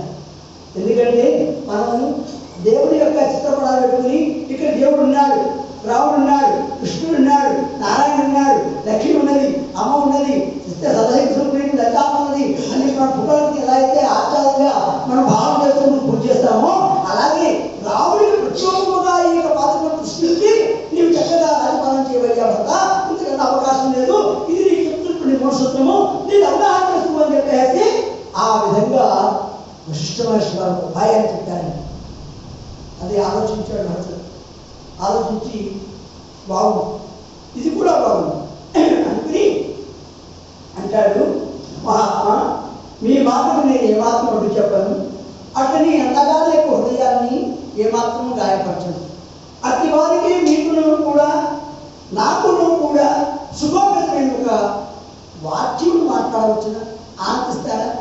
ఎందుకంటే ఏం మాట్లాడినా రావద్దు, ఇప్పుడు మా అన్నగారు ఒప్పు వేస్తున్నారు కాబట్టి నేను బదలాయిస్తున్నాను, నా మాటలు చేత కావు, నేను ఏం మాట్లాడుతున్నా నా శ్రేష్ఠుడికి నేను ఏం మాట్లాడుతున్నా నాకు అర్థం కావడం లేదు, కాబట్టి తప్పేది మన్నించండి, లేకపోతే అది వారిని దగ్గర పెట్టుకుని వారి సమక్షంలో నిలుపు చెప్పుకుంటున్నాను అన్నాడండి. అంటే రామభద్రుడికి కూడా మొహం చూచి మాట్లాడేటువంటి సరైన చెప్పాడు. ఎందుకంటే ఎవరు చేసిన తప్పే కదండి, తెలిసి చేస్తే తెలియజేస్తే తప్పే కదని, అది కేవలం మా అమ్మ వల్ల ఇంతటి భోగం విపత్తులు పరిణామం ఏర్పడినప్పుడు మనసులో బాగా నాటుకుపోయిందండి భర్తది. అందుచేత ఆ వేళ బాధినటువంటి దశలో సౌమిత్రి కృష్ణుడు చెప్పాడు, అన్నదారి బోని ఈ కేశంబులకు తైలంబులను పోయెను, అన్నగారిని పోలి కన్నమూలములే ఏ పొద్దు సేవింతు, అన్నగారి దివ్య పద పద్మములను సోకిన ఈ పాదుకలే రామభద్రుడటంచు అదు భక్తి సేవింపనొప్పుదు, రాముడనంగా అనంతుడను భావము నే వేళ ఏ పడి మనం మొదలతి అంటూ అన్నాడు. నేను మౌని చంద్రమౌన రావణుడే రీతి చరించెను, అవిధమునే చరింతు అయోధ్యం కానుగోపగా నందిగ్రామున నేనుండెదను, శత్రుఘ్నుడైన నా సోదరుడు సాధక పరివారం కూడా అయోధ్యావాసుల యోగక్షేమంబులను చూచుతున్న వలయునన్న సాకార సంపదినీయగ శకుని ఆనతీయరే. ఒకవేళ నేను అన్నట్టుగానే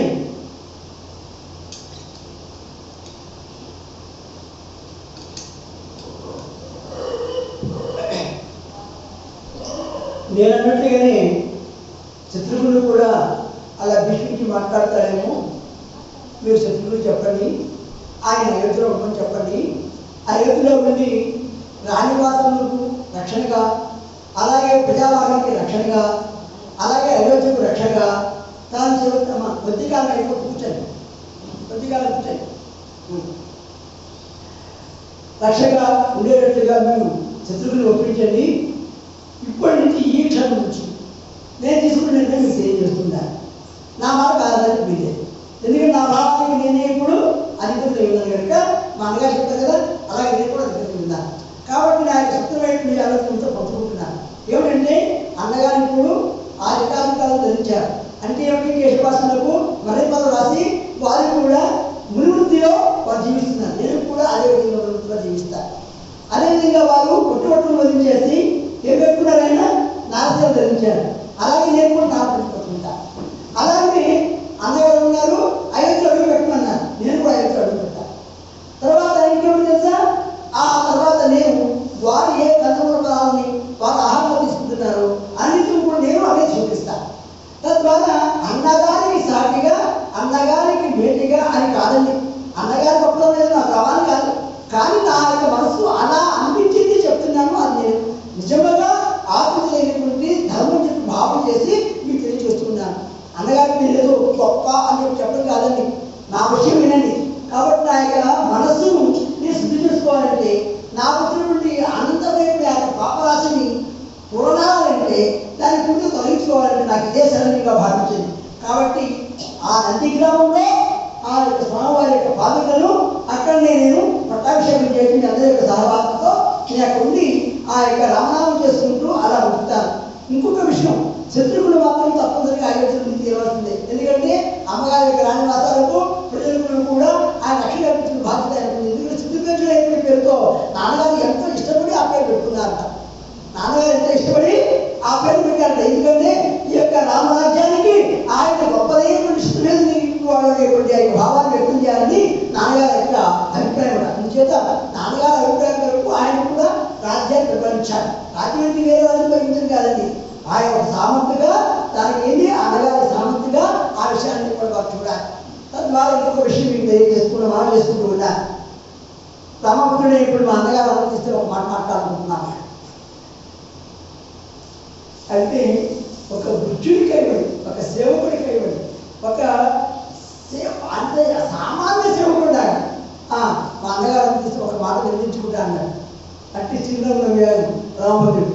అన్న ఒకటే చెప్తున్నా, 14 వచనములు వనవాసము పూర్తి చేసుగా అయోధ్యా నగరంబునకు తిరిగి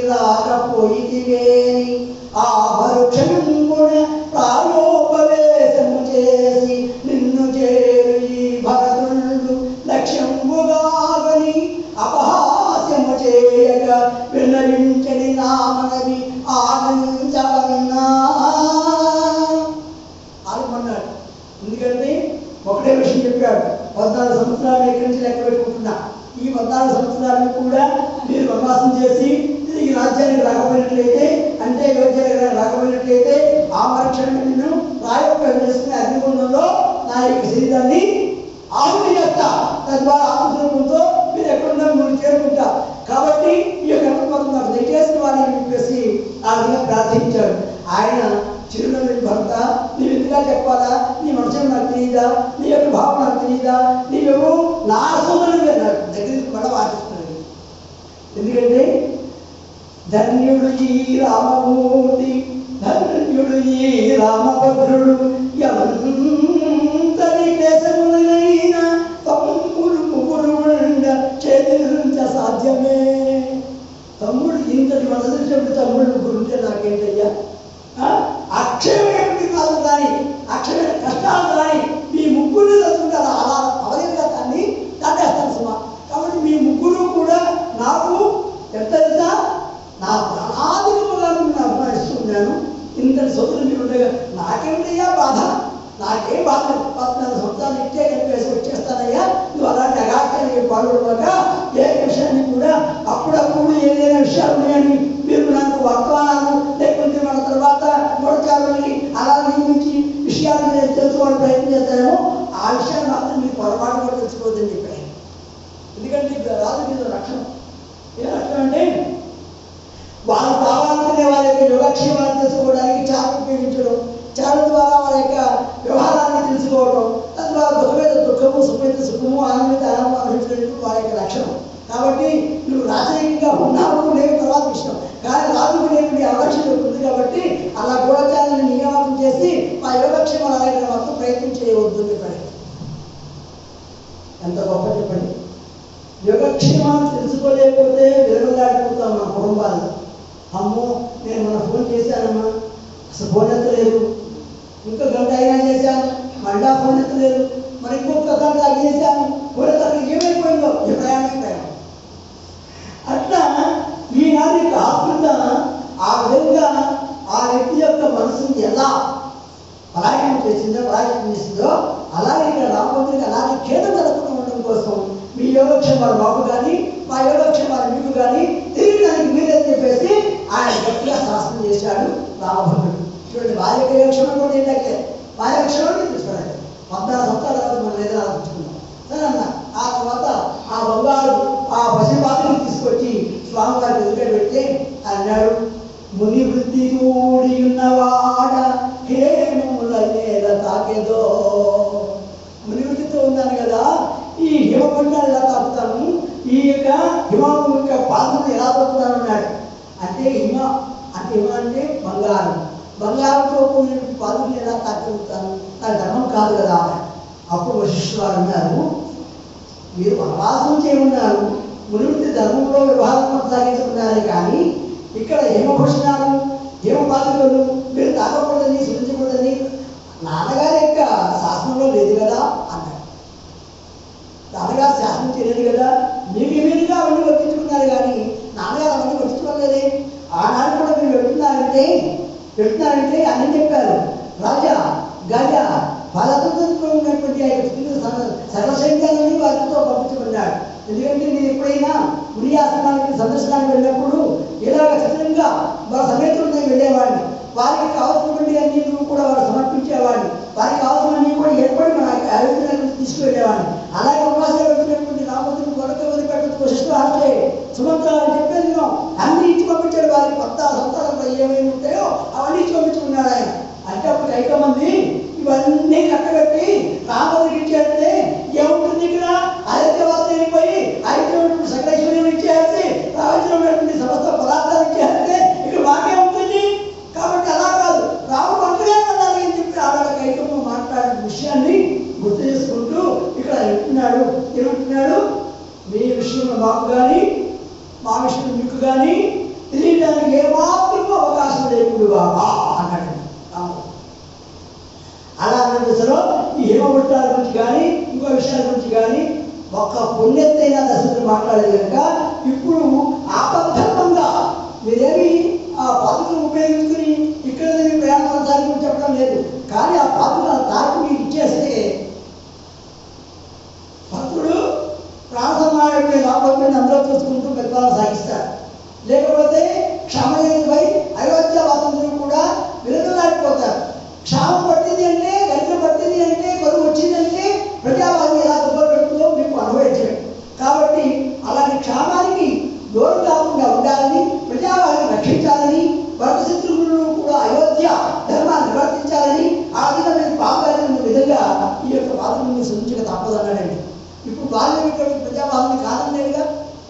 ప్రజలను దుఃఖాల బాధలు చెప్పి ఆ వాళ్ళని మరి కోరుకోడుగా.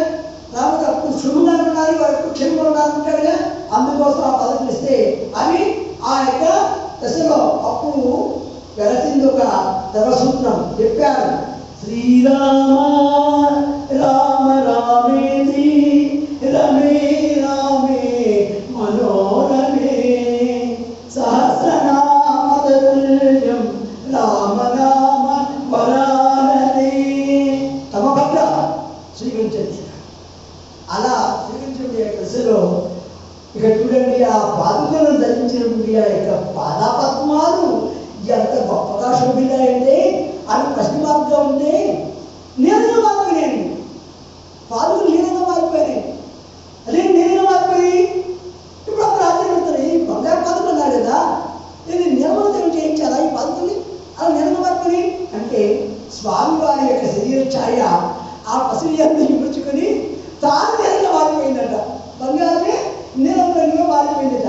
అలా చూసి మంట తీసి పక్కన పెట్టారు. అప్పుడు ఏముందని అంటే బంగారు పాదుకలు కనిపించాయి. మండలం పాదాలు వేస్తే మనం నీలంగా మారిపోయింది. ఇలా ఈ ఆశ్చర్యం ఇక్కడే కాదండి, అక్కడ జరగనే బుద్ధుల యొక్క స్వయంవరంలో కూడా అలాగే వారి యొక్క నృత్యాలను సరదాగా వస్తుంటూ ఉంటే ఈ నీరు నీరు కూడా పగడాలాగా వచ్చేసాయి, ఆవిడ నీకు నీళ్ళగా వచ్చాయి. ఇవన్నీ కూడా అందరూ చూసినప్పుడు ధర్మమే. ఇప్పుడు మళ్ళా అదే సాధన దృశ్యమైంది అన్నారు. ఈ విధంగా చూసి వాళ్ళందరూ కూడా నమస్కరించారు. తద్వారా ఆ యొక్క పదవులు తీసుకొని అన్నా నీ రాకగా ఎదురు చూస్తాను, ఇదే నా యొక్క అంతిమ వందనం అన్నాడండి.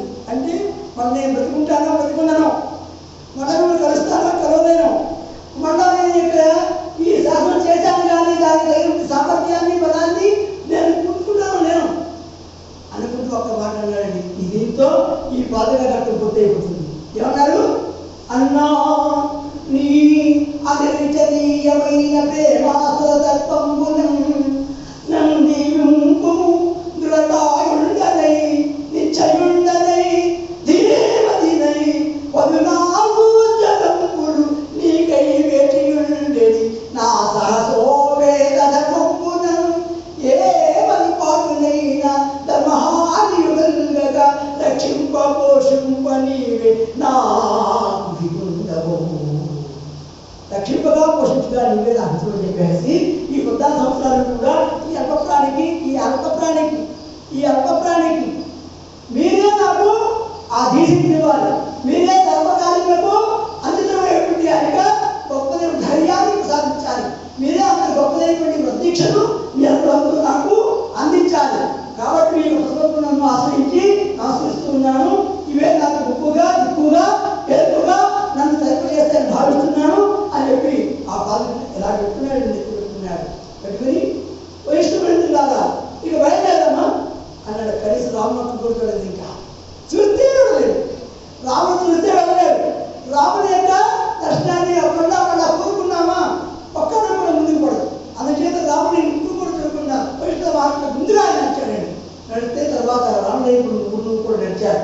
తర్వాత వారి వందలు కూడా నడిచారు. వారికి భరవసేనాన్ని నడిచింది. ఆ విధంగా ధర్మం చూసి ఆహా ధర్మనిరతుడు ధర్మమూర్తి రామమూర్తి ఎంత గొప్పవాడు అయ్యా, నువ్వు ఎంతటి వాడు అయ్యా, బాగుంటారు కూడా నేను బంధించలేదు కదా అంటూ వైష్ణవారి సాగించాడు. అలా సాగించాడు కదా. అప్పుడు ఆయన ఒక మాట అన్నాడు. ఏమిటి? రామభద్రుని ఇల్లాలు కానీ చుట్టాలు కానీ తర్వాత తోడుగా ఉన్నప్పుడు తమ్ముడు కానీ వీరికి పరివారం కానీ ఏ పాత్రలు కూడా వారి ప్రోగ పెట్టలేకపోయింది. ప్రోగములకు గురి కాకుండా ఆయన దీక్షకుడై ధర్మపూర్తి అయి వెలుగొందాడు. ఇంత మహానుభావం దర్శించినప్పుడు మన జన్మలు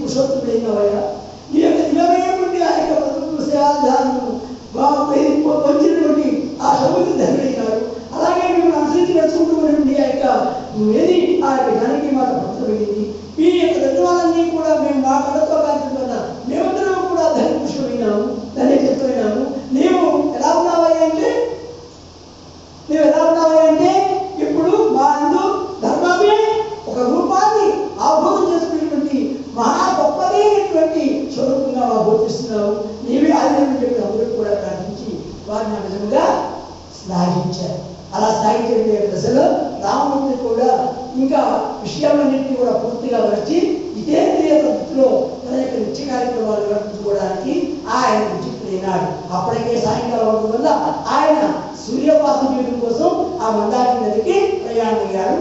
ఇంతటితో వీరందరూ కూడా వీరు అయోధ్యపురానికి వెళ్ళారు.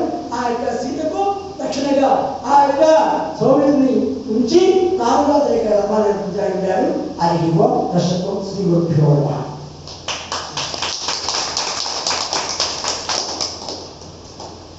ఈ సాయంకాలం మరలా 7 గంటలకి మన యొక్క కార్యక్రమం ప్రారంభమవుతుంది. ఢిల్లీలో రామమూర్తికి అత్యంత సన్నిహితమైనటువంటి పాత్ర ఎవరావిడ? శబరిమాత. ఆ శబరిమాత యొక్క గాథ చెప్పుకొని ఈ కార్యక్రమాన్ని పూర్తి చేద్దాం అనుకుంటున్నాను. కాబట్టి మీరందరూ సహకరిస్తే 7 గంటలకే మీరు వచ్చినట్లయితే శబరిమాత యొక్క కథావృత్తాంతాన్ని తెలుసుకొని ఆ తర్వాత రామమూర్తిని మరలా సీతాన్వేషణ విద్యార్థం ఎది పంపించాలో సూచించిన విధంగా మనం కూడా సూచించుకొని వాళ్ళని పంపించి మనం నేర్చుకోవడం. స్వామి గారి ప్రసంగం ఈరోజు సాయంత్రంతోటి ఆఖరి. మళ్ళీ స్వామి గారిని అవకాశం ఉన్నప్పుడు రమ్మని చెప్పి ప్రార్థిస్తున్నాము. సాయంత్రం కూడా నిన్న మీరు చాలా ప్రేమతోటి 7 గంటలకే వచ్చి ఉన్నారు. అట్లనే ఈరోజు కూడా మళ్ళీ మనం ఈ చక్కటి అవకాశాన్ని వినియోగించుకున్నాము. రేపటి నుంచి 12:30 నుంచి 12:30కు బ్రహ్మ విద్యానంద స్వామి గారు ఉపన్యాసం అయిపోతుంది. 12:30 నుంచి 1 గంట వరకు మనము దేవానంద స్వామి వారు రాసినటువంటి ఒక పుస్తకాన్ని సాహిత్యాన్ని మనం చదువుకుంటాం. 12:30 వరకు ఏదైనా గ్రామం నుంచి భక్తులు వేరే గ్రామం నుంచి వస్తే, ఎందుకంటే మధ్యాహ్నం ఎవ్వరూ ఉండరు, వాళ్ళు ఏమి భజన కూడా చేసుకోవడానికి వీలు లేకుండా పోతుంది. అందుచేత వాళ్ళకి ఏంటంటే ఇప్పుడు మనం 1:30 వరకు మనం ఉంటున్నాం కదా, అలాగే పై గ్రామం నుంచి వచ్చినప్పుడు 1:30 వరకు ఉంటాము. పై గ్రామం వాళ్ళు లేకపోతే 1 గంట క్లోజ్. ఒకవేళ పై గ్రామం వాళ్ళు వచ్చినప్పటికీ కూడా ఎవరైతే పెద్దలు వృద్ధులు ఆగలేని వారు ఉంటే వాళ్ళు 1 గంటకు మనకు కిచెన్ అక్కడికి వెళ్తే భోజనం దొరుకుతుంది, ఎటువంటి ఇబ్బంది లేదు. హరి ఓం.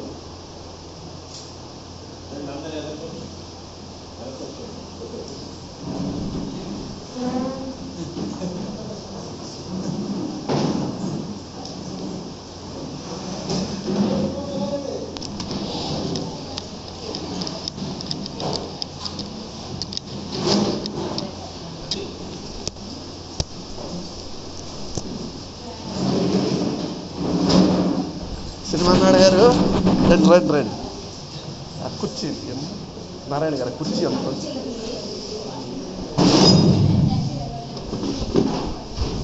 రండి.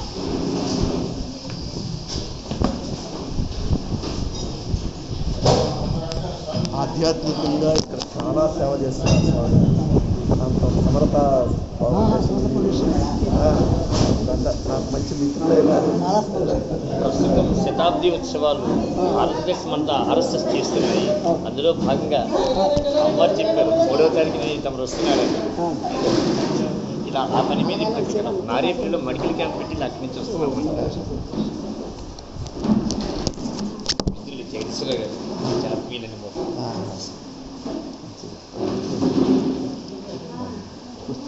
కుర్చీ అనుకోమంటారు.